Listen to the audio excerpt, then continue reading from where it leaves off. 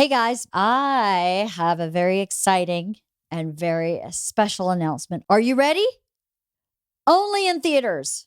Memorial Day, May 25th, The Machine, the movie comes out. Only in theaters. The Machine. If you want information, go to themachine.movie. You can sign up to get updates. You can watch the trailer. They'll let you know when tickets go on sale or are there any promotions that are happening with the movie. But how exciting. I mean, Bert told this story so long ago on Rogan, and it's just become this amazing movie. So I hope you come watch it with us. We will definitely be there Memorial Day weekend, and I hope you will be too. So again, go to themachine.movie to sign up to get updates. Thank you so much for supporting. What an amazing journey. And oh, by the way, how crazy is this? May 25th was mine and Bert's first date 21 years ago. And May 25th is the date this movie is premiering. I can't believe that. That's so crazy. I think that's called Kismet. I don't know. I don't even really know what that word means. But anyway, go to themachine.movie and sign up to get updates and come watch the Machine movie with us in theaters. Thank you. Book club. Yay! It took us a while to get this book club done because we chose a book that the three of us realized we were too busy to actually read. So we chose another book called Hysterical by Elissa Bassist, and we just book clubbed about it. I think it was a very good conversation because we all had very different opinions about the book. We all reacted to it differently. We all processed it differently. And this was a very brave memoir about a woman's experience of being silenced in almost all areas of her life and how that affected her physically. I learned a lot about myself from reading the book. And I'm really curious, as we all are, as to what Elissa has learned from writing this book and where she is today based on where she was when the book left off. So I don't know. It was a really good, very kind of complex conversation we had about this memoir. So I hope you enjoy this book club. Our next book club book is Crazy by Sarah Michaud. And she is a psychologist who wrote a book about her journey out of addiction and recovery and codependency. She sent this book to us personally and asked if we would book club about it. And yeah, totally. So finally, Sarah, she's been asking for a while, but finally, Sarah, Crazy is our next book club book. I hope you enjoy this episode with Cathy and Kirsten. It's a good conversation and we are not all on the same page. All three of us are on a slightly different page. So that always makes for a good conversation. I hope you enjoy it too. So thanks for coming back. Thanks for all your emails. Thanks for your book club suggestions. You can go to birdieboyproductions.com, send me an email there from the Wife of the Party tab. And just keep coming back for more. And here's our discussion about Hysterical by Elissa Bassist. I have to say, I'm a little nervous about this conversation. Because why? What were those eyes I'm just about? Curious. I'm so curious. Well, I have I'm just nervous about this conversation. Anyway, so let's have this conversation. What did you think about this book? It's a book about, I think we should start prefacing what the book is about before we go into discussion for people who don't read the book and just listen to the podcast. So who would like to explain what this book is about? Well, it starts off as a medical mystery. The author is having a variety of symptoms that she's just sort of pawned off from doctor to doctor, and nobody's really getting at the root of it. And it sort of culminates in a realization that it's from being silenced as a woman, essentially, that our culture really silences women. And so a lot of this flared up around the time that President, as she calls him, President Bleep, was elected, and sort of it became something that was always done. The silencing of women became more blatant, the grab them by the mentality. And the Me Too movement. Yes, and the Me Too movement, and sort of thinking back at relationships that she's had that felt abusive.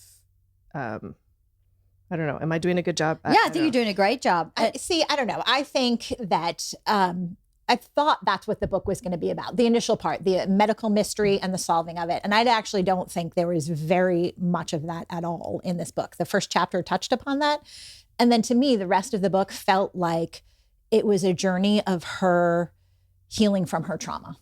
Like her discovering her trauma and healing. I think that's... Okay, Cathy, you did a better job summarizing it.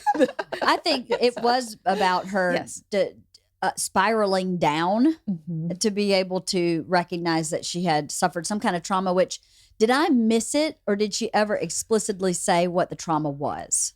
Did I miss it? Well, I mean, it was implied. There was the medical, or there was the physical trauma of giving in to a boyfriend when she had...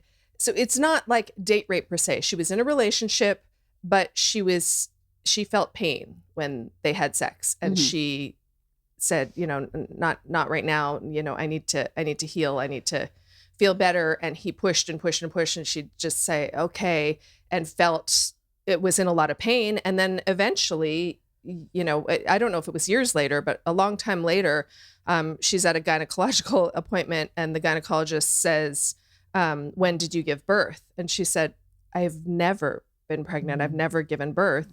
And she said, your cervix is shattered. Shredded. Yes, it was shredded. Was the from, word. Some trauma. Yes. Yeah. So I think that was... Yeah, that's what I got essentially. too. So it was the, being silenced, that it's like she said no multiple times. So it's like, it's that gray area between rape and not rape, because it's consensual, non-consensual. Yes, like I'm saying no, but you keep pushing me, so I'm saying yes to be done with it. Yes. I've definitely done that before in relationships in the past, and sometimes with my husband. I'm like, just get it over with. Just do it, okay? We've done this a million times. I just want you to shut up. You know how it works. Yeah, I know, right? I'm just gonna start reading something, and you go ahead. I mean, that's. Sometimes I feel that way. Making a list. Right? I'm just in my head going, yeah, I got to go to Trader Joe's and Target. And oh, yeah, awesome. That's kind of sometimes, I don't know. Yes. Hers was a slightly different experience than what I just described as mine. But I think those experiences do happen in relationships where you're saying no and you cave to what you feel you need to have happen, to either make the situation end or to make the other person happy or to try to be brave or overcome something you're going through. To stay in the relationship. Yeah, in some ways.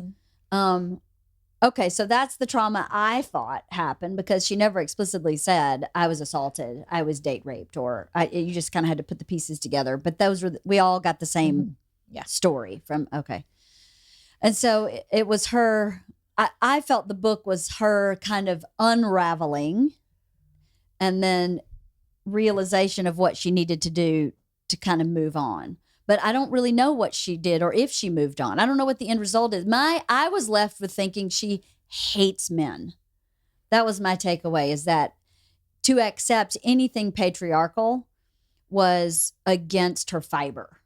Now, maybe I misread that. But that's what I think away. She's against the patriarchy, but I don't think that... I didn't take away that she hates men. I took away that she hates the patriarchy. I think she hates all men. I didn't find any positive example of experiences with men in that book anywhere. Maybe I missed it.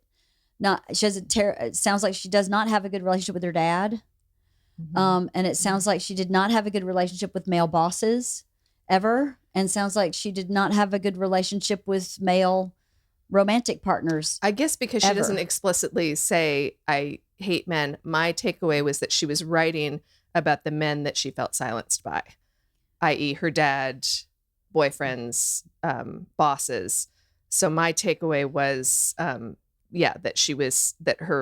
it's not an autobiography. It's focused on her feeling silenced and abused. So my takeaway was, these are specific examples. There's specific examples of this patriarchy that is not working for me. Okay. That was my takeaway. Interesting. It wasn't mine. Yeah, mine at all either. What was yours? It's the same. I feel like because there is a patriarchy that does exist, therefore all men are evil. Because they're all part of it. Is kind of what I took away from it. Like she didn't, there was never any positive male anything at all. And it was, I don't know, I felt like there was a lot of male bashing throughout the whole book. I don't know. I was not as generous as you were.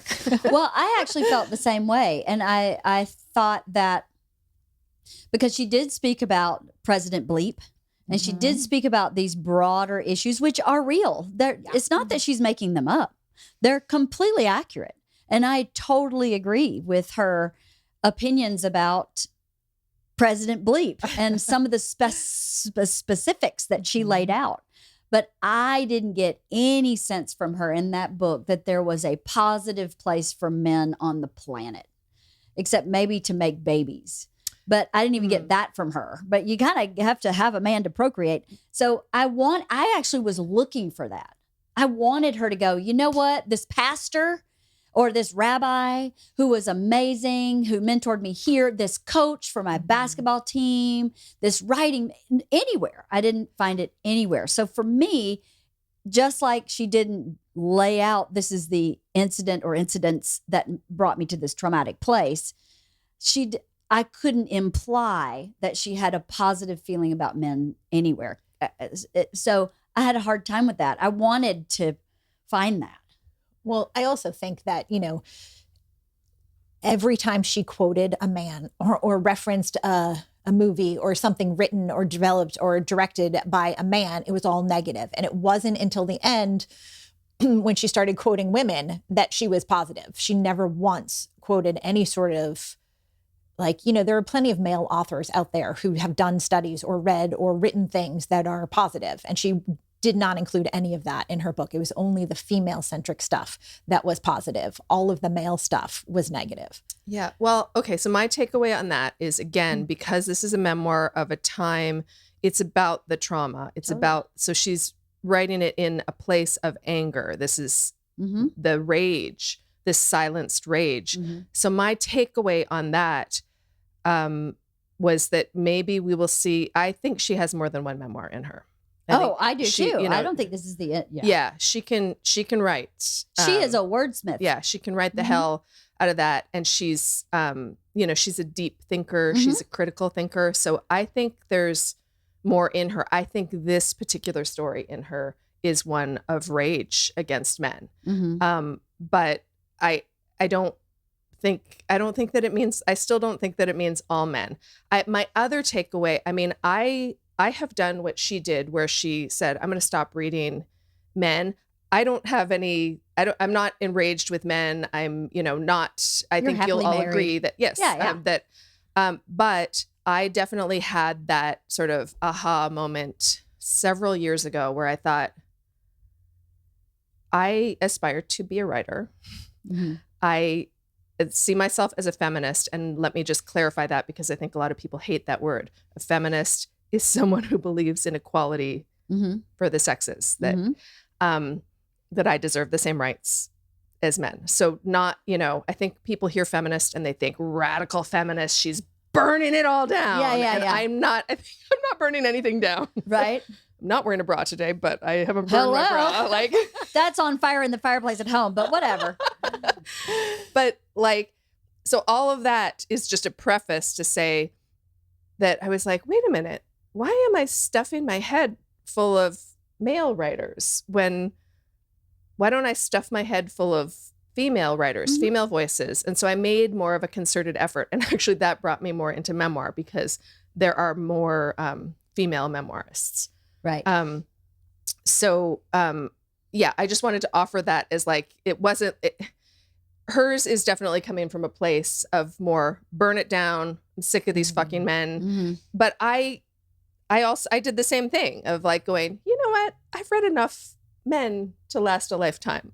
I think. Yeah. Doesn't mean I'm not the book that I proposed for that we're not doing right now. Yeah. It was written by a man. So yeah. I still read plenty of male authors, but I just realized that it's easier to consume things made by men. It's easier to watch movies directed by men because there are more movies directed by men, because men have typically had more opportunities. There's a lot of, there's a lot to break down about that. Yeah. Totally.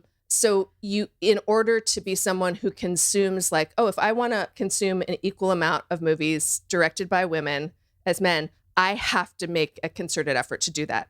And then likewise with publishing, there are a lot of male voices out there. And so, so I'm just saying that doesn't mean her desire to read only women and to hear only women's voices. I have no comment on that. No, I have no problem with that. I wish she would have done it earlier in the book. I'm like, I don't understand. What is like, if you don't want to read men, don't. Like, I got frustrated with that, actually. Sorry. We got Cathy coming out. I'm sorry. I'm like, this is what sells the podcast. Well, I know, right? Cathy, the Panther. Cathy the Panther's coming out. No, I read the book feeling like my grandparents must have felt when my parents were going through like the sexual revolution and women's movement. And we're like, I'm afraid to say what I really think because I'm afraid that it's so un-PC according to the point of view of her and quite honestly, a lot of her generation, that I'm scared to say out loud how I feel. Like, I like men. I don't like the system where my roof is leaking and I say to my male contractor, hey, let's try this solution. And he pats me on the head and he goes, no, we're going to do it my way. Don't get me wrong. I don't enjoy that patriarchy at all. But there's a lot about men that I freaking love. I love that they're doofuses. I love that they're linear thinkers and I'm not. I love biceps. Sorry. I love them. I'm sexually attracted to big biceps. I love my husband, even in his patriarchal ways. Inarguably, he is a very patriarchal-minded guy. But I'd say 80% of his personal employees are women. So, and he listens to and lets these women run his business. So there's some kind of balance that has to happen between the system that exists and the system we're trying to create. And vilifying the opposite side is the same thing as what's happening now, in my opinion. So if we make everything male-centric, the enemy, the opposite, the evil, that's not equality either. Equality is having a place for both, so that a dude can show up in his baseball uniform and a woman can like swoon and that be okay. And I don't see that happening in teenagers today. That's not okay. To have a boy show up and a girl go, oh my God, he's so hot. I don't really see it like it happened in our generation. I see that happening in my household. Oh, well, good, because I haven't seen it a lot. I see it not in the same way. One of my teenagers, it's like, so all boy we crazy? ever hear about is this one boy at school. And today, so often we seem to arrive at the same time at school. So often we will pull up behind his car and we see him get out. He does this hair toss. And I mean, it's like right out of a teenage movie. And, it's like a great start to her day. And today we pulled up and she said, I wonder if he's in one of the cars ahead of us. And I said, I don't know. And as she was getting out of the car and grabbing her backpack, I looked in the rearview mirror and he's getting out of the car behind us. And I said, he's in the car behind us. And she's like, oh, funny, Mom. And then she gets out and was like, oh my God. Like, I love it. So yeah, it's happening in our household. Yeah, okay, good. That makes me feel better. Because I'm like, here's the thing. I love the fluidity of life now. I love that my daughter doesn't have to tell me what her sexual preference is. And I love that anybody can make the choice to be who they are. I have no problem with that. But I feel like sometimes it's a problem to just be a cis female who likes a cis male and wants to be a regular, like, standard thing we've known forever, that's not okay anymore. And I don't like that. That's not equality either. So I'm struggling with that. I don't think that's happening, though. I don't see that happening. I see that. But I hear that in her book. That's what I hear, is that that's what I heard. And maybe I misheard. Maybe it was my own bullshit getting in the way. Yeah, you have to have her on the couch, or when you talk to Paulina next time, you guys can totally. I've been really worried because I don't want Paulina to think that I think it's wonderful that she put all this on paper. Anybody who's brave enough to put their real thoughts and feelings on paper for the public to read should be completely commended for that in and of itself, to have no fear to say, I fucking hate this system. I hate everything in this book that I've experienced. I can get behind all of that. I just worry about if she is a representation of so many women, where do we go from here? And even with the Me Too movement, as the Me Too movement was happening, I am not defending perpetrators or men or negative people that have preyed upon women in the way that the Me Too movement was supposed to work. However, I did have opposing opinions to the blanket statement that happened with Me Too, the blanket consequences of that, which to me, being someone who was date raped in college and hearing other people's experiences would make me really upset. Not to diminish their experience, but it's like, I don't even know how to explain. I'm going to get in so much trouble if I say this out loud. So I don't even know that I want to. I'm dying to know, though. But sometimes, okay, we may edit it out if we feel like this is not great. There's a difference between murder and snatching a purse. They're both a crime, but one is fucking murder and one is a purse snatcher. And I felt like the purse snatchers of the world were lumped in with the murderers. And I had a hard time with that. And that sometimes the purse snatcher, the woman fucking left her purse in the middle of the room and walked out of the room and someone took it. And you're like, well, what the fuck, man? You shouldn't have been leaving your purse in the middle of the room. Part of that you have to say, so part of my argument is when I was dealing with my own sexual assault, I had to face my responsibility in the system because I had some. I was really drunk. My friends tried to get me to leave and I didn't. And I should not have been there. Those things are me. Yes and no, or whatever that word is. It should never have happened to me at all. That's 100% correct. That guy should never have done that. Had I not been so drunk, had I gone home with my friends, he would not have had the opportunity either. So I don't know how to balance that in my brain. Do you know what I mean? I can't just say it's 100% that guy because I was too drunk and my friends did try to get me to leave. And that's my fault. Do you know? Right. But even so, no one should rape. 100%. 100%. So believe me, I know that. Yeah. 100%. But I don't know what to do with that equation because I'm someone who wants my responsibility in a relationship, whatever, in my friendship with you. I want my responsibility for that because I can't be a whole person. If I don't have my responsibility, I am a victim and I will not be a victim. Yes, I was a victim of sexual assault.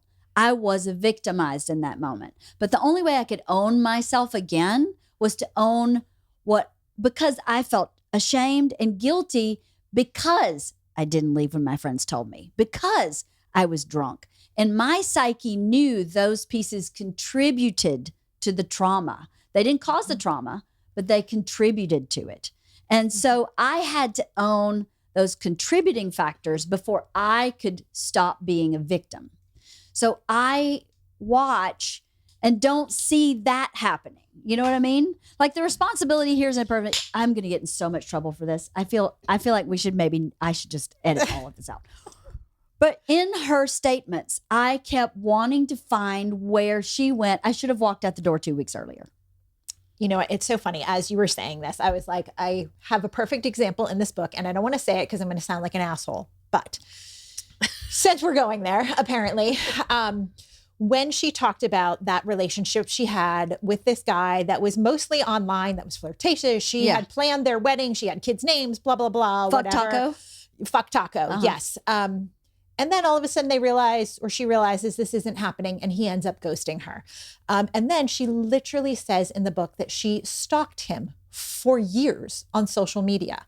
And she's pissed that he ghosted her. And I'm like, but you're fucking stalking him. And every time you comment on a post and he's like, oh, you're nice, I'll respond. And then you fucking jump all over him and he ghosts you again. And you're like, well, he's an asshole. It's like, well, but you're stalking him. You're literally stalking him. And that's on you. And the fact that you're blaming him for ghosting you, you're lucky that's all he did, quite frankly. Yeah. Like, I had a really hard time with her inability to accept the responsibility in that particular relationship. Not about like the assault or whatever. See, I knew. I was like, I can't talk about this. Kirsten's going to hate me. No, you thought that I would. And the Girl Scout troop is now over. I'm just kidding. Actually, all I was thinking when that was happening is I am so lucky that social media wasn't around when I was dating. I am so lucky because I would have been stalking him. I would have had to know what he's doing now. Well, what's yeah, but you do that privately. When I was younger. Like she did it out in public and commented on all his shit. Like I know, that's but on you. That is on when you. I was young, I'm sorry. I don't know. Who knows? You guys, but sorry. Again, you may have been young and immature, and maybe she was too, and that's okay. But you have to own that. You have to own you that. Have that's to the part say, of I think that's like, what you're wow, saying. I was such an idiot when I was 20 and I was Right, stalking. right. And Yeah. you know what I mean? I think that's the point she's making. That is my point. Yeah. Like, I'm Not the saying behavior. people wouldn't have done it. Yeah. I mean, remember However, that scene in Swingers when Jon Favreau calls and leaves a message and then leaves the message and you're like, you are fucking psychotic. Stop picking up the phone. And he keeps calling and keeps calling. Yes. That's not the problem. The problem is the feeling. My takeaway from the book and exactly what you're talking about is that she was victimized somehow by him when I think that she was just A, being her age. Yeah. And B, not, you're right. That's a perfect example of a moment where you go, but I think you may not have the full picture here. You may not be presenting the full picture to yourself. Right. Which is maybe after the 8th time I called and left a message on the answer machine, Jon Favreau, I would have stopped and said, maybe I have for Jon Favreau, maybe Jon Favreau had no self-respect at that point. And you have to go, perhaps this is me. You know, I watched my mother divorce 6 people and always be the victim. And it's not fucking possible. That's not, what is your responsibility? You're going to keep making the mistake over and over and over again until you figure out what your part is. Doesn't make the incident right. We have a friend who every time, it works in the entertainment industry, so you always have like a new boss, you know. Yes, always. It just, yeah. So every time this person has a new job, it's, oh, his boss is such an idiot, such an asshole. And we're like, okay, we've been friends for 25 years. Like, how many idiots and assholes? Like, I get there are a lot of idiots and assholes, but are there that many? Like, maybe you have some responsibility. But all of them? Maybe. All of them? All of them? Not all of them. Unlikely. Statistically, Yeah, right. Unlikely. Yeah. Yeah. Yeah. You guys, I'm sorry. Can I like diverge from the book for a minute? Please. Because Please, this just yes. reminded me of So we like, get out of trouble. Of that No, one it's time? it's the same. It's about social media and dating. So, the other day, so one guy I did date in high school, but like we called it dating. We held hands and went to the movies. Like it was not, you know, and we remained friends, and we, you know, we're on Instagram together. I see his lovely kids. He sees my kids, whatever. We would get together if we were ever in the same town at the same time. And lovely person. And he posted a picture with him. He's a couple years older than me. So him and these 3 other middle-aged men in this picture. And he said, oh, you know, 25 years ago, 30 years ago, these 4 doofuses had a band together. And I was like, wait a minute. I went to see him in his band. Who the hell are these guys? And I'm looking at it and he doesn't name them. And then I start thinking, wait a minute. I remember that I connected him with someone in the band. And I'm looking, trying to get some recognition. And I realized that then I remember who 2 of the guys were. One of the guys was someone that I went to college with, and barely knew. And one of the guys I had a 2-year relationship with, and you didn't recognize a it? 2-year relationship with, but he is not on any social media. So I've never seen him again from the time I was 18, 19 years old, maybe. Never saw him again in my life. And I'm 50 now. And I'm looking at this picture going, oh my God, which one is he? I literally could not pick him out of a lineup. And then all of a sudden you lock in on it was like his eyes or whatever. And I was like, oh my God, that's him. And he's this old man because he's like 50. Yeah. And oh my God. And then I realized right then that there was a reason that we didn't stay friends. And I was so grateful that none of my ex-boyfriends, except for this one that, we weren't really hot and heavy, that none of my ex-boyfriends are on social media, because I would have I'd be intrigued, and like every once in a while I'd be interested to just go, okay, how are they panning out these days? Nothing wrong with that. It's curiosity. But that's not stalking. No. Yes, but I realized after seeing this picture with this guy, I was like, I would be okay not seeing his face again. Like even one picture on Instagram for another 30 years. I'm good with that. I'm good It's with that. enough. The check-in went, no. Yeah. No, I know it's not stalking, but yeah. This podcast is sponsored today by Thrive Market. Have you heard of this place? Thrive Market? It's kind of awesome. It's kind of amazing. It is my go-to place for organic and clean food and cleaning products and skincare. So if you're looking for a one-stop shop to get some groceries and some cleaning products and some beauty products, Thrive Market is where you go. And I just saved 28% on my last shopping spree at Thrive. I bought oat milk. I bought eggs. I bought some snacks. I bought some tortilla chips. I bought some 7th generation cleaning products. I brought some Olipop. My house loves Olipop. They sell Olipop at Thrive. And I saved 28% on my total grocery bill, which was, who doesn't want to save 28% on their grocery bill, right? Lots of vegan options, lots of fresh organic options, healthy, clean. That's what I think of when I think of Thrive Market. So if you're trying to live your best life and eat healthy and clean, healthy and clean, then Thrive Market is a great place for you to shop. Join Thrive Market today and get 30% off your first order, plus a free $60 gift. Oh my God. Go to thrivemarket.com/wife for 30% off your first order, plus a free $60 gift. That's Thrive, THRIV like Victor, E, thrivemarket.com/wife. thrivemarket.com/wife for 30% off your first order, plus a free $60 gift. And when you join Thrive, you're also helping a family in need with their 1-for-1 membership matching program. You join and Thrive gives, which is awesome. I love passive giving. That's a passive way to give. You join, they give to someone else. Amazing. I love it. So check it out today. thrivemarket.com/wife. thrivemarket.com/wife. Today's episode is also brought to you by Lumi. Do you know what Lumi is? It is, how do I explain it? It's products that help you control your body odor. I'm 52. And as I go to menopause, I never had like armpit odor until recently.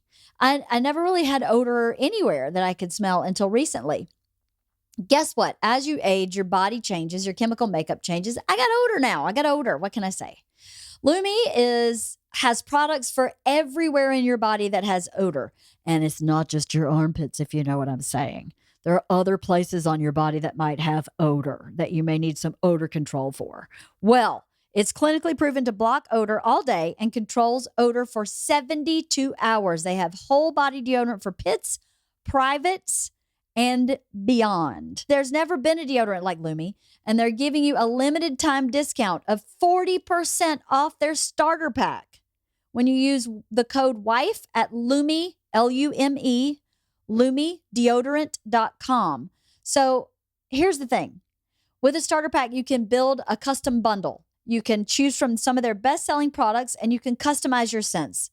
It comes with a full stick of deodorant, a cream deodorant tube, and 2 free products of your choice. You can use these on your pits, on your underboobs, on your thigh folds, on your belly button, on your butt crack, on your feet, on your vulva. They can go pretty much from your eyebrows down everywhere. It's easy to use. The sticks go on just like regular deodorant. And they work on private parts too. Like anywhere you shave or wax, perfect. There's cream in the tube. You take a pea-sized amount of a product and apply it to the desired area, just like a lotion. This is so easy. And the scents are awesome. They smell really, really good. I like Lume because, like I said, I never had body odor until recently. And it just, my deodorant I'd been using my whole life just wasn't really working anymore. It definitely wasn't working for the full day. It would work for like till 3 p.m. and then I'd have to reapply. Well, I don't really want to do that. And those products aren't that great for you anyway. So Lume, like I said, 72 hours. Not that I don't shower within 72 hours because I usually do and reapply, but it'll last as long as I need it to, which is kind of awesome. With over 150,000 5-star reviews, we are so confident you'll love Lume. Get over 40% off your starter pack bundle with code WIFE at LumeDeodorant.com. That's WIFE at LUME, LumeDeodorant.com to save big. Smell better naked with Lume. I don't know. I worried for her. In the book, I was worried for her. Because I want her, like I want every person, to be fulfilled and full and happy. And I was worried. I was like, I hope this helps her heal a lot of these feelings so that she can be in a relationship, male or female, whomever, and be fulfilled and happy and feel validated and valued and heard. And there's always, no matter if it's a patriarchy or not, you're going to have times when you don't feel heard or validated or valued. I've felt that from, obviously not as much as from men, but I've definitely felt that from women who were, listen, I waited tables at a restaurant where there were like 25 waitresses per shift.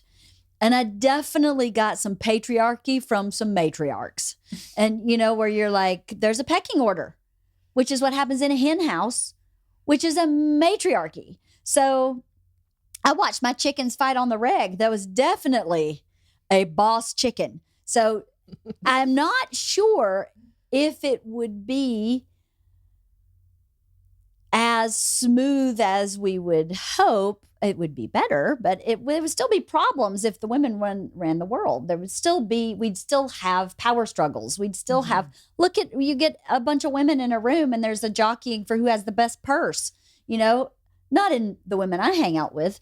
But that does happen. Just watch the Real Housewives of Beverly Hills and you're like, oh, fuck, I don't want any of these people in charge. So I don't know. I just want her to find happiness and balance. And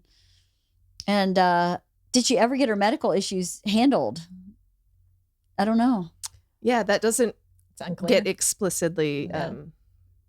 Was she, I mean, I know she was working through her trauma and I understand that physical trauma. Listen, as soon as I had a baby, all that passing through the vagina triggered all kind of suppressed bullshit from my sexual assault. It triggered so many things I didn't even know existed. And I had to unravel that for a long time. And that was not a sexual act. It was something violent happening in a place where something violent had happened previously. And it was a big bag of turds that I had to deal with on top of being a new mother and and postpartum and all that stuff. So I don't know. What were your thoughts about this book other than the two of us just being like, Yeah, I think she's super smart. I'd read something else by her. It wasn't a fun read. No, it wasn't a fun read. But I'm not sure it was meant to be fun. No, it absolutely wasn't meant to be. But as I don't know if we were podcasting when we talked about this, but I think we all had a lot going on. Yeah. Some tough stuff in the last few weeks, in the last month or whatever that we were reading this. And so it wasn't like, oh, yay, I get to read. It was like, I'm reading this for book club. Not because it was very well written, but it was not a ray of sunshine. No. And it was, and also, just as women reading this, it's like to be reminded of all of the bad stuff, of all of the sort of large scale silencing, is a real fucking downer. And it's not that I'm not thinking about it on a regular basis anyway, but on those moments that I wasn't thinking about it, it was like, and I'm reminded. So it's, it's not a fun read, but she's very clever and funny too. I mean, she has some of her lines I would go back over and go, well written. Yeah, very well written. Yeah, it was very well written. She is a wordsmith. She definitely has a great grasp of the English language and how to use it. And, she had some levity. She was trying to approach serious subjects with some levity in the way that she wrote. And like the actual sentence and the words in that sentence had some levity. And it was really, I thought she was a great writer. And yeah, I thought I kept thinking to myself, why am I feeling so different than what she's presenting? I'm a woman. I've experienced these things that she's talking about. I've experienced it all the time, even today. So why am I resisting some of what she's saying? Do I have unconscious biases that are toward men that I'm not aware of? Like why is this bothering me as much as it is? It made me really consider and think about who I am in the context of this world and the broader picture of patriarchy, and with my husband and with the men that I know, with your husbands. And, it really made me think for a bit. And not sure I came to a complete conclusion, but I did come to the conclusion that I'm not willing to go to the place that she went in my feelings about the system we live in. There's a part of me, that's a good way to put it, that's more really willing to accept the system and try to work in the system than to go fuck the system. And maybe that's a weakness on my part, that I'm not willing to upturn the basket entirely because I'm not unhappy. I'm not unhappy in the system, and I felt bad after reading her book for not being unhappy. Like I felt like after I read the book, I should be rageful also. See, that's interesting. It actually made me really angry. As somebody who is raising a young man, it made me really angry that like she's lumped him in with this whole lot of people and he hasn't even had a shot at life yet. And I'm like, that's so unfair. As someone who is trying to raise a healthy, young, contributory man in the society, it is unfair for you to have all of these expectations placed on this young child who's done nothing yet. So it made me angry. Like not only could I not go there, I actually was very much against what she was saying. And I'm not against what she's saying. Like a lot of what she said is incredibly true and accurate and valid, but it pushed a lot of buttons in a different way for me. That makes sense. I've said 1,000,000 times on this podcast, I would hate to raise a boy in this time. I don't even know what to say to them. I don't know what to say to them about how life is supposed to work. As we are trying to go more toward equality, that means which we should, absolutely. 100%. We should. I should be able to say to my contractor, let's do it this way, and him go, let's talk about that. Let's figure that out. Let's suss that out together, which is, by the way my dad is. So when my dad and I do a project together, we negotiate and talk back, and we don't care who came up with the right answer. We just want the right answer. So my personal experience with my dad is not maybe typical. Yeah, it's not typical. And you were raised by a great man and not as great woman. True.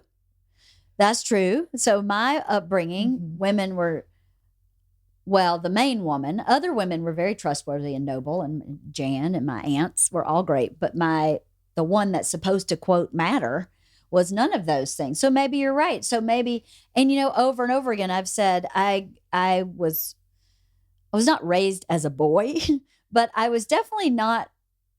My dad, not that my dad didn't see gender, but he didn't assign what I could do by my gender, right? He bought me a go-kart. I chopped wood. We built a house. We dug ditches.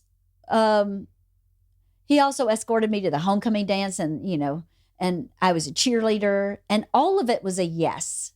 So I think that's what the world is supposed to be. It's just all a yes, and it's all a negotiation.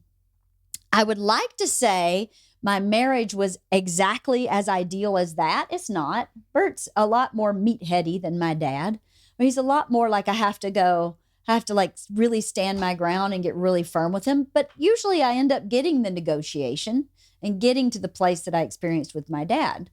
So maybe it confuses me based on my core family experience, not on my experience of the world. Believe me, the contractors, the plumber, the electrician, the mechanic that shows up and sees a girl and goes, she doesn't know what she's talking about, is very frustrating. And that is true, I think, for everybody. Being the last to talk in a conference call is very frustrating.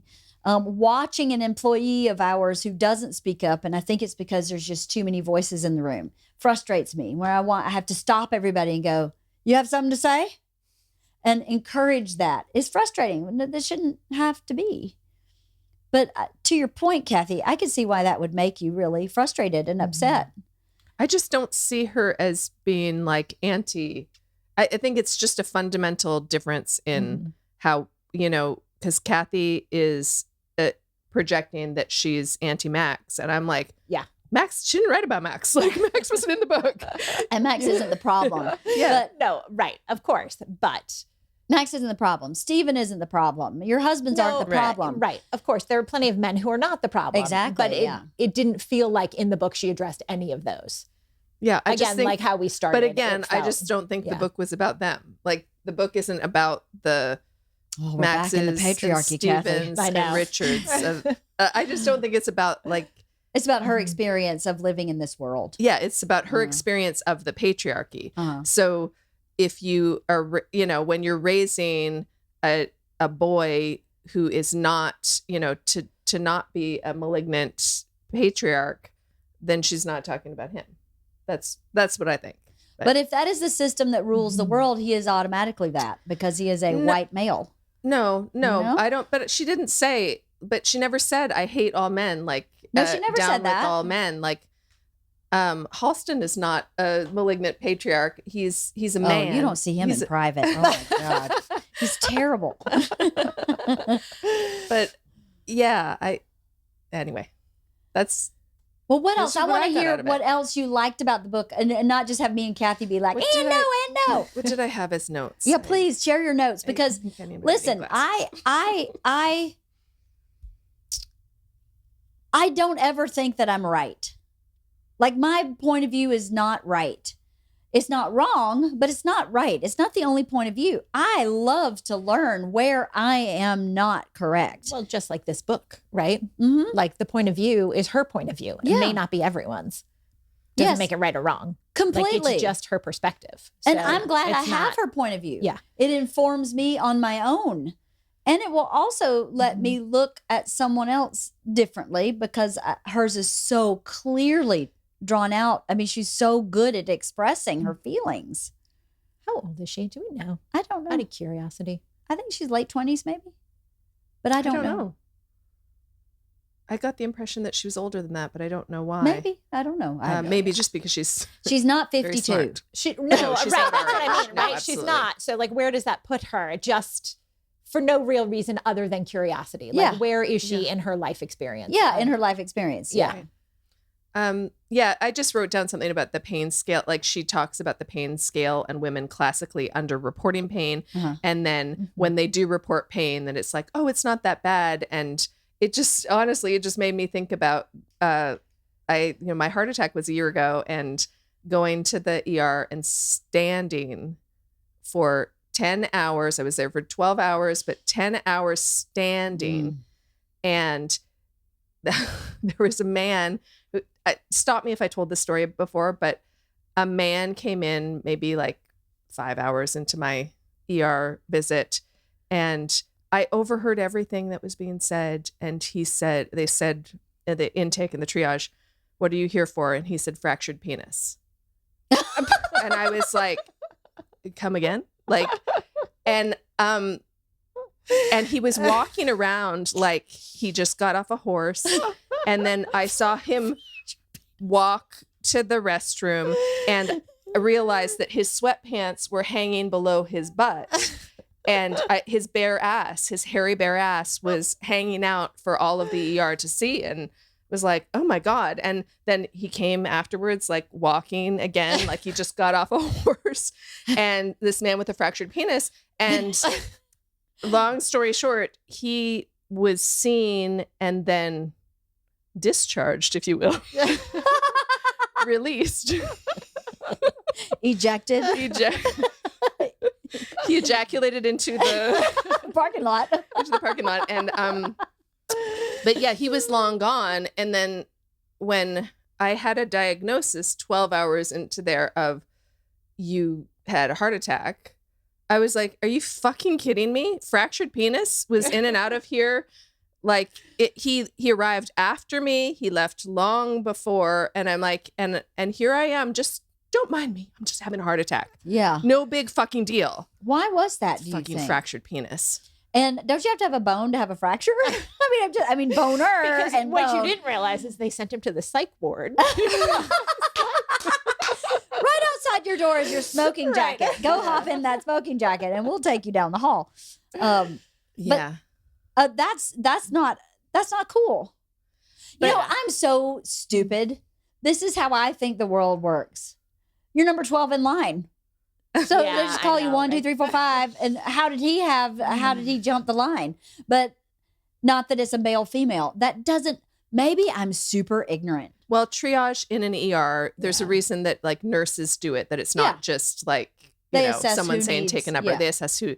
And when I was at the gynecologist for like a regular exam last year, and and the gynecologist said, "Oh, any medical history, anything big happened recently?" And I was like, "I had a heart attack."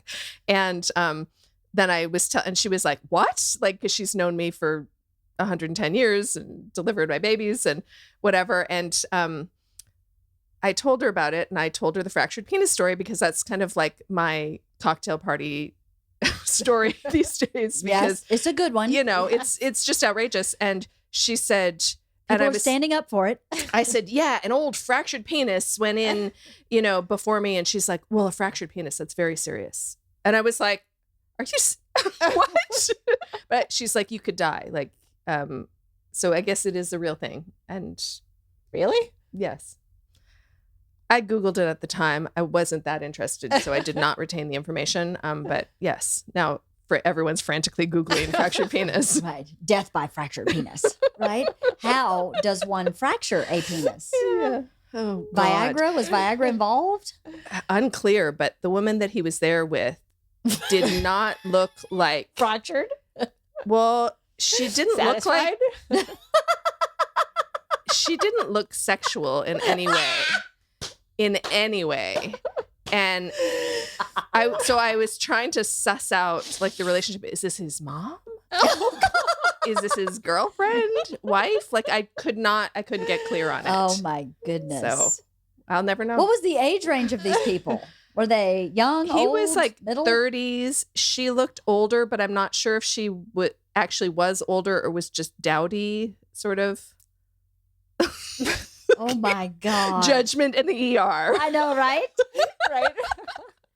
That's crazy. No, I don't think you've ever told us that story. No, I I've do not never heard remember no. that story At at I all. think at the time I was joking a lot, like at the time, because I was, trying not to think about the fact that I just had a heart attack. But so I told that one so often, I probably didn't tell it amongst you because I just figured that I'd told everyone that I knew. It was like, oh, I mean, my daughters bring it up sometimes. Oh, remember the guy with the fractured penis? Oh, yeah. Yeah.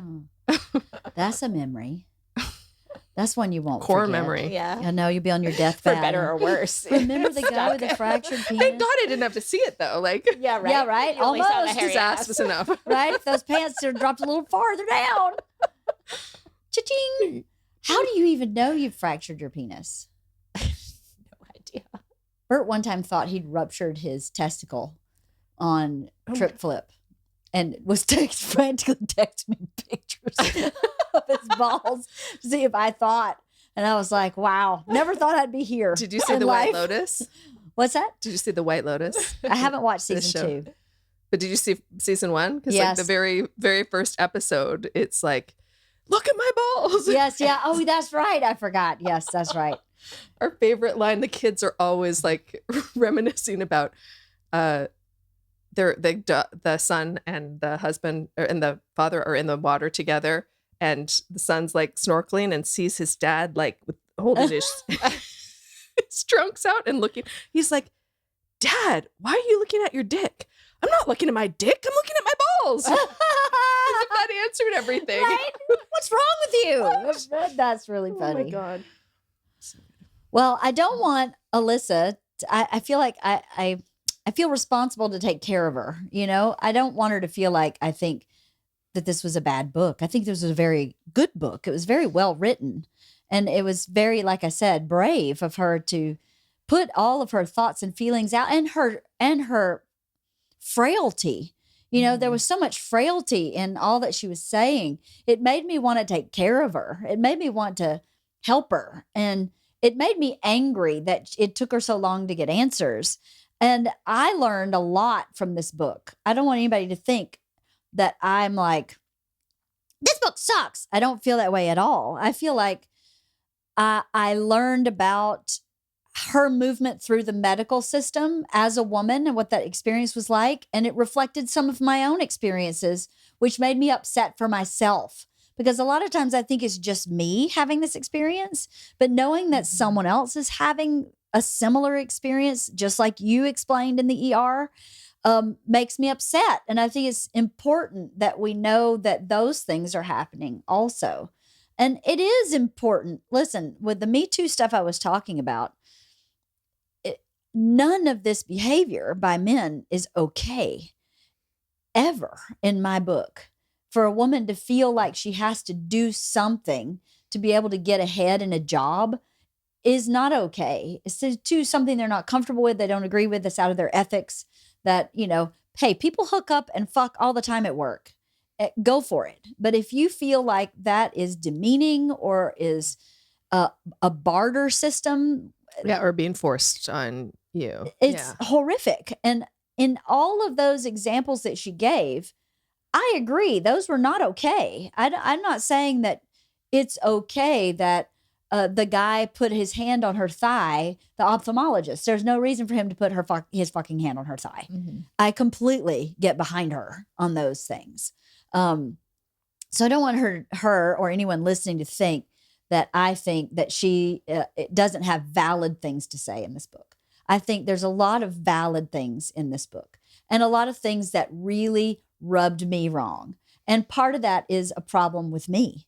And part of that is a problem with her point of view that's different than mine, you know, because I'm a good deal older than her. I come from a different life experience than her. And we can't all see eye to eye on everything. If we did, it would be really fucking boring. And it would be a terrible book club. It would be a terrible book club podcast. Well, that's true. When we all agree on a book, we don't have anything to say. Right. It's like, yeah, it was good. We enjoyed it. Or else, oh, it was terrible. We all hated it. And there's nothing to say. So it's, you know, it gets a conversation going and also shows like our point of view is also shaped by our circumstance because I don't have a son. Like I don't have a teenage son that I have to worry about how he's being perceived in the world. Mm-hmm. I only have girls. Mm-hmm. So, you know, we're shaped by our situations, our circumstance and everything. And so, you know, it makes sense for us to have different opinions. And so it's a strong book club pick when we have 3 different opinions going and it just starts a conversation about various things. And also that she is a different generation living in New York or around New York, isn't she? I think she was in New York. Anyway, a very metropolitan place, which is very different from where we live. Not married, no kids. This is a point of view I don't have access to, right? I don't know anyone except Paulina in this arena. So that's very valuable to me to hear what they're thinking so that I can address my own thoughts positively or negatively in response to her thoughts and experiences, because they're not the same. And I don't know how they could be. So I think this was a very good book club choice too, because you're right. If we all agree on it, we're like, okay, so anyway, what's on sale at Trader Joe's? There's nothing else to talk about. She is a really good writer. She's clearly accomplished from all the things that she's moved through. And I think it's really important for young people and maybe even older people to hear her process, so that they can evaluate their own process. I definitely had worked for a very famous restaurant where I had to hug people to get shit done. I had to hug men to get shit done. It's fucking sexual harassment. At the time, I was like, just get it done and get it over with. It's not hurting anybody. I'm hugging the guy. Let's just move on. And then years later, you look back and go, wow, that was really gross and really dirty. And the culture that happened in that corporation. So we can't possibly learn if we aren't exposed to other people's experiences. And like I said before, it's super brave of her to put all this out, and her fragility. I think a lot of people feel that fragility and are afraid to talk about it, are really afraid to express it. And to, like I said before, that's how you stop being a victim, is if you start putting all your cards on the table and can look at yourself in a full picture accurately and have other people reflect back what they see and hear. That's how you heal and grow. It doesn't heal. You don't heal and grow by keeping it all inside. So very extremely brave of her. And I love that she called the book Hysterical. And I loved how she broke down that word in history a bit, of how women were diagnosed as hysterical. And back in the day, not so long ago, if a man wanted a divorce, he would claim his woman to be hysterical and have her put away. When she's not hysterical, perhaps she was unhappy and emotional about being unhappy. Yeah, and maybe she was unhappy and emotional because of a way that he was making life unbearable. Exactly. So, and that wasn't that long ago. It was like our parents' generation when that was happening. That's really scary that we're just one generation away from that kind of not being heard. And for her to have kind of laid that out in the book, and female diagnoses back in the day and to what they are now, was really valuable to me. And she quoted a statistic. I don't know where she got this statistic, but she quoted this statistic. I don't remember. She may have stated it in the book, but I don't remember, that they spend about 1 day in medical school on menopause. And that's insane to me. And that's something that we should be very upset about, as a right. If 50% of the population, or 51%, there are more women, right? Yes. 51, 52% of the population goes through something, and they spend a day in medical school on it. That's enraging. It's enraging. It is. So a lot about her book about the medical stuff and moving through the medical and, not being believed. I think she wasn't believed. She was just kind of brushed off as hysterical and having real symptoms. I mean, I just went through that with long COVID, where I was having real symptoms and they were just going, I don't know. And you're like, but that can't be the answer. So I can imagine if I were having, how that would feel. I know how that feels. It feels helpless. You feel not seen, unvalidated, not valuable, dispensable, invisible. It makes you feel all those things. And I'm 52. I can't imagine doing that in my early 20s. And you remember how emotional you were in your early 20s? Everything was a lot more weighted when you were in that age group, I think. Everything meant more. Now you can kind of cope and bob and weave through stuff a little differently.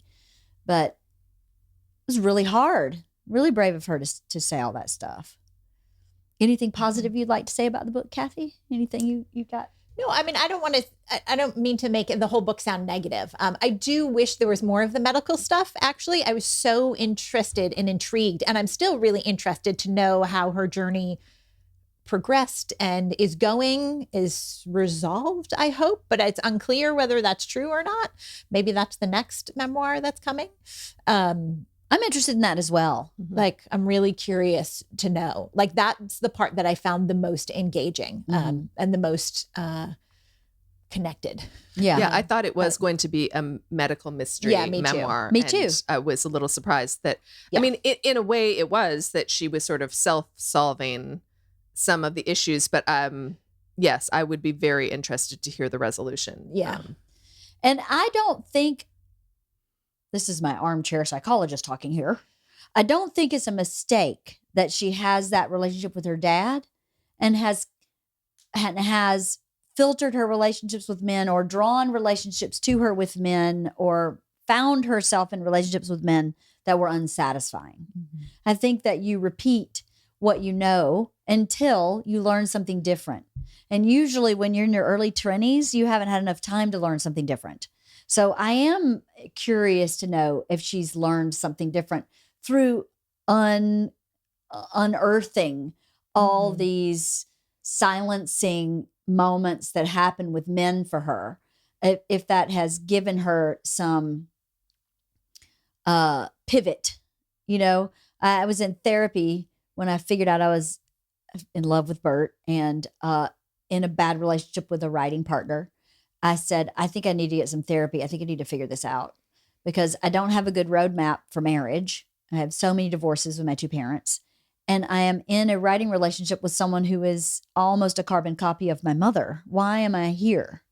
So I went to therapy. And after a short time in therapy, I said to her, why am I with this writing partner? I don't understand why I'm with her. Like, she's so like my mom. And my therapist said, that's what you think love is, because that's what was presented to you. So until you decide that's not what love is, you'll just keep going into a relationship like that. So you have to decide that's not what love is. And when you see that coming up again in your life, you go, that's not what love is. And that one moment of clarity changed my life, where I went, can't be here anymore. I don't want this for myself. This is not what love is.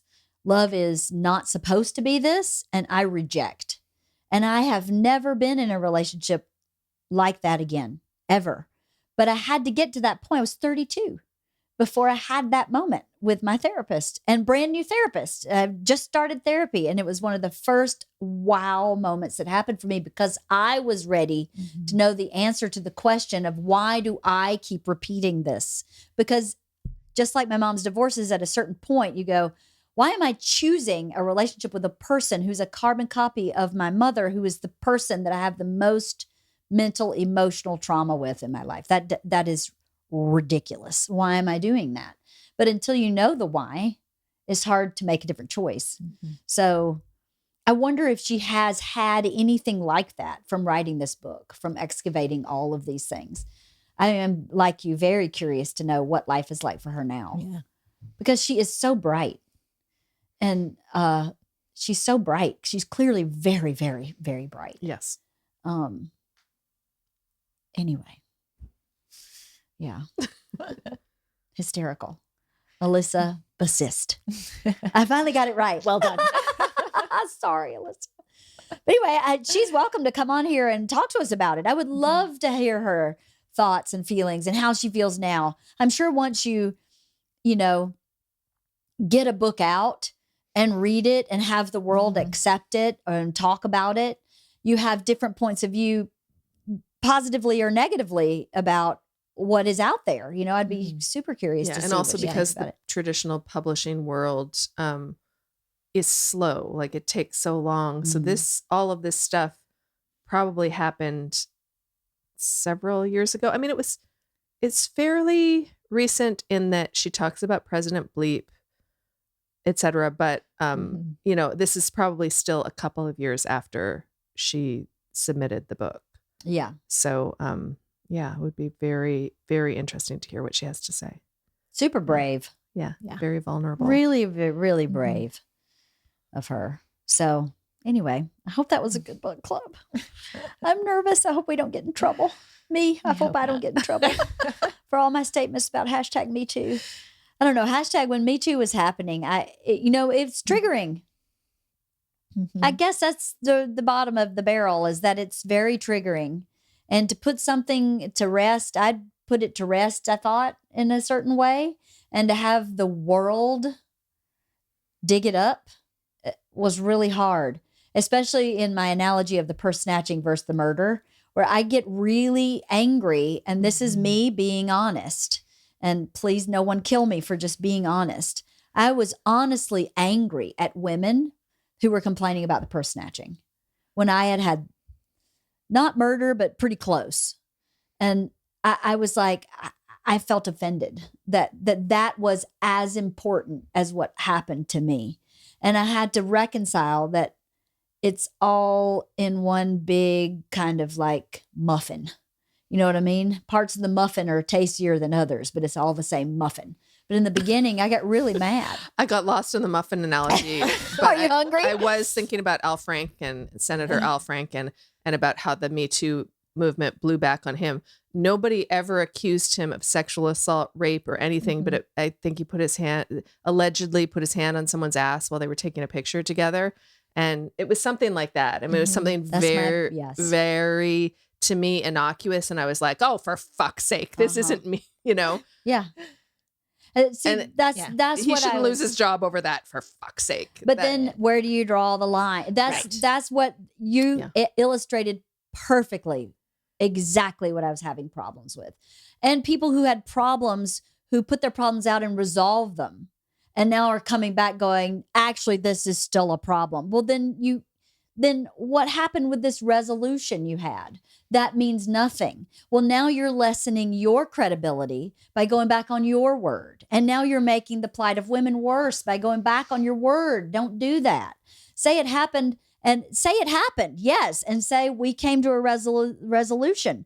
I'm not sure I would do that today, but that's what I did then.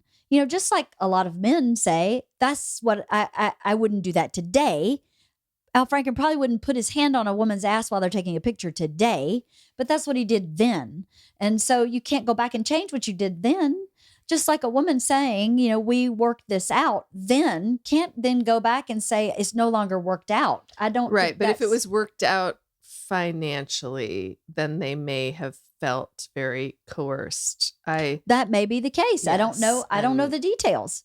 But those were the things that were bumping me when all this was happening. Well, I was like, exactly what you said. For fuck's sake, come on. Can we not just be men and women for a minute and it be like, did anybody else grow up watching Benny Hill? I thought Benny Hill was fucking hysterical. And everybody's so womanizing. And part of it's ridiculous because the woman has, I don't know. I should stop talking. Part of me goes, don't you see the power of a woman's sexuality? Like, she owns a man half the time. But that's not the situation that you're talking about where Me Too is happening, right? An empowered woman who's sexually driven is different than a woman who's trying to be empowered when a man is demanding sex. Those are two different scenarios. Correct. But I feel there's no place for me to say a sexually empowered woman is awesome and sexy. No, I think there's totally place for that. I don't feel like it. I don't feel that the Me Too movement is discounting a sexually empowered woman. I do. I don't. I do. So that's where I have a problem is I don't know, because I clearly don't understand.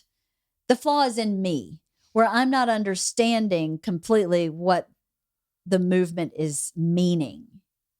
So maybe that's because I'm a super black and white linear thinker.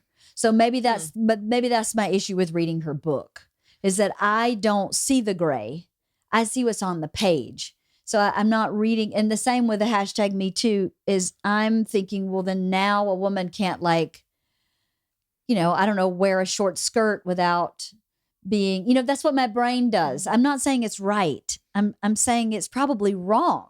But that's what happened to me when all the Me Too was going on. Oh, so now I can't fucking flirt with my husband without it. And then if I go, oh, I I don't know, it just fucked with my head. It really did. It triggered a lot of my past trauma, and it made me feel like, I don't know. It really fucked with my head a little bit. It's a complicated issue. Yeah. Can we just go back to watching Benny Hill? No. I prescribe you. I mean, 3 episodes of Benny Hill. Shit is he's just chasing women around the room and never catches them. I mean, he never catches them. And if he does catch them, he gets a kiss and he squeezes their butt and they run off. And you're like, okay, I mean, what's wrong with that? That's kind of fun. I think it's funny. And the women are beautiful and it's hysterical. And don't you see the humor in that? And maybe I'm an asshole for thinking that's so fucking funny. I don't know. Nobody's saying you're an asshole. I bet some people will. I am not. Oh, well, thank you. I don't know. Anyway, I'm glad we read this book. I'm glad we read it. Absolutely. Are you glad we read it, Cathy? Yeah, absolutely. Good. Okay. Yeah. I'm glad we read this book. Yeah. What are we reading next? And I wish her, I have some suggestions, but I wish her nothing but the best success in the world as a writer, as a woman, as a partner in love with whoever she chooses in her path. Wish her nothing but the best because she deserves it. She worked her ass off and she went through a lot.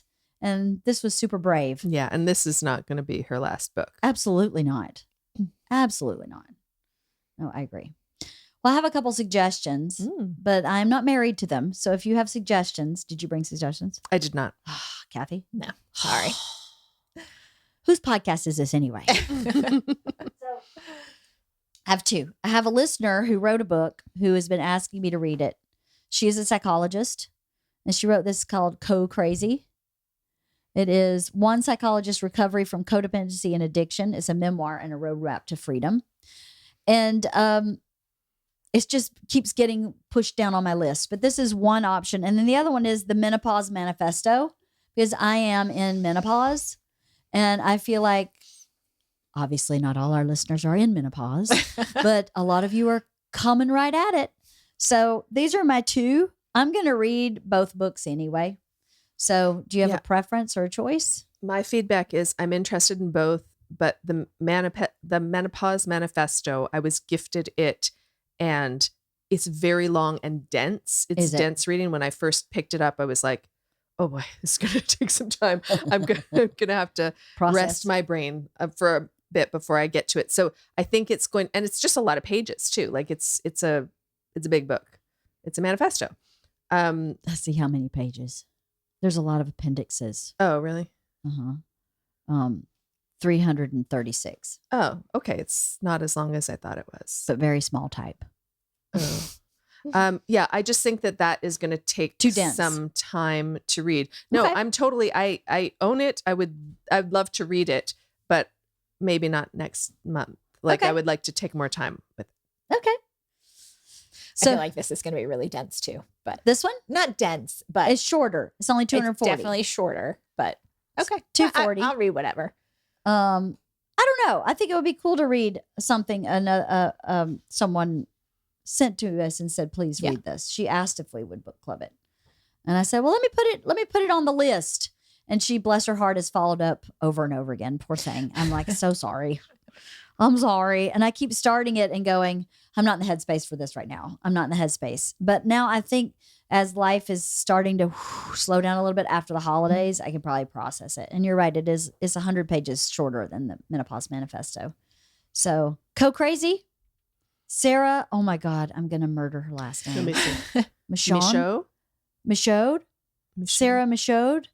Michaud? It's probably a silent D, Michaud, but it depends on where she's from. Yeah. Michaud. It sounds like it's probably not to me. that. You don't think Where's it's she Michaud? from? Where's she from? Planet Earth. Looks like a French is she name. from?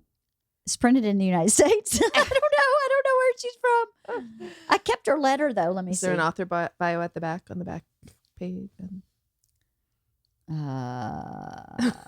Sarah Michaud, I don't know how to, I'm so sorry, is a clinical psychologist who has specialized in addiction codependency for over 30 years, 20 years of sobriety. She was forced to confront the shame of her husband relapsing and the desperate behaviors one attempts to save another. What unfolded was a life that she could never have imagined. This book is about her journey back to her true self will help anyone who wants to live beyond trying to save, fix, or change another, whether it's a child, a spouse, a relative, or friend. It will transform you from the profound and debilitating effects of codependency to a life of authenticity, laughter, openness, and peace. She lives somewhere where there's trees. Oh, Massachusetts. There are trees in Massachusetts. She's in Massachusetts. So now that you know where she's from, how do you say her last name? I don't know. I was just wondering if she was Francais, like Francais? in Canadian. Wouldn't it be Michaud? I'm guessing Sarah Michaud. Michaud. Michaud. Okay. But I don't know. It is spelled Michaud. Sarah. We will find out. I'm sure she will email me. Please email me, Sarah, and write it phonetically for your idiot friend LeeAnn, who doesn't know how to pronounce anything that's not redneck. So, Michaud. Okay, well, you were right. French. Oh, Francais. Michaud. Sarah Michaud. So, Co-Crazy by Sarah Michaud. Great. Are we down? Yeah. Okay. Thank you guys for talking about this. Mm-hmm. I'm still worried about it. I am. I don't know why, but I am.